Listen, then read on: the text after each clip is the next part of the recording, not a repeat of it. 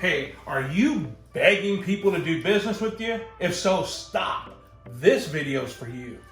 Hey, recently I had a chance to catch up with a sales professional at another dealership, at an old school dealership, if you will. And one of the frustrations that he shared with me was the fact that he is tired of grinding and begging and, just working the customer to take a higher payment or more money down, or to take a vehicle they didn't want. Basically, he's getting to the point where he's starting to wonder if automotive sales is the right career for him. He's always been in retail, but nothing like automotive sales. And so what I wanted to touch on was the fact that when I had a chance to talk with him a little bit longer was, well, what's your sales process like? I think we get so, and right now there's a lot going on, right? Social media, you can't escape the political environment, the pandemic that's going on, everything else, civil unrest. I totally understand that, right?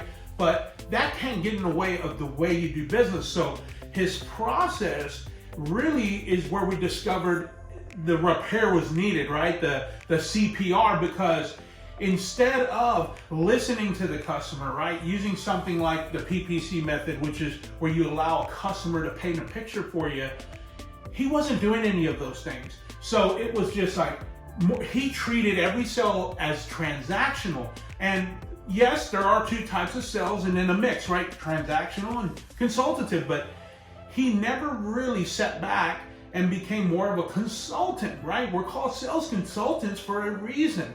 Otherwise, if my phone needs a charger, then that's pretty simple, right? You go and you pay $50 for a $1 charger that someone paid $1 to put in their inventory from China, okay? That's just the way it is, but you need a phone that'll charge.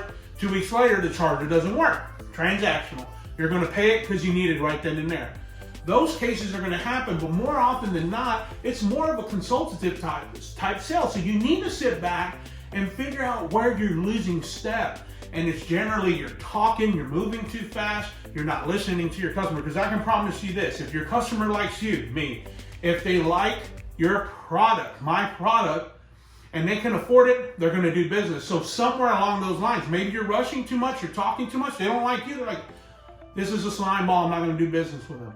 The good news is you can control your attitude and effort. The effort needs to be key here, right? Next thing is your product. It has to be the right one. Doesn't have to be 100% right, but more right than wrong. Lastly, they have to be able to afford it. Look, at the end of the day, I'm not saying I would be beyond begging somebody to do business with me to feed my family, all right? It's just gonna take me a long way to get there. So if you're begging, you need to sit back and say, hey, I understand my 9 to 5, my sales job is what pays the bills.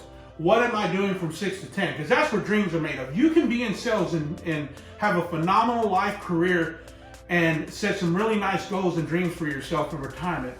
But those hours from 6 to 10, if you're wasting them, not getting better at what you do, well, that's on you, my friend. So if you're begging, stop. Get better. Don't get mad. Get better. And the Standard Cuts Academy, hey, that's what it's all about. So hopefully this video helps you or somebody you know. I'm Big Scout. We'll see you in the next one.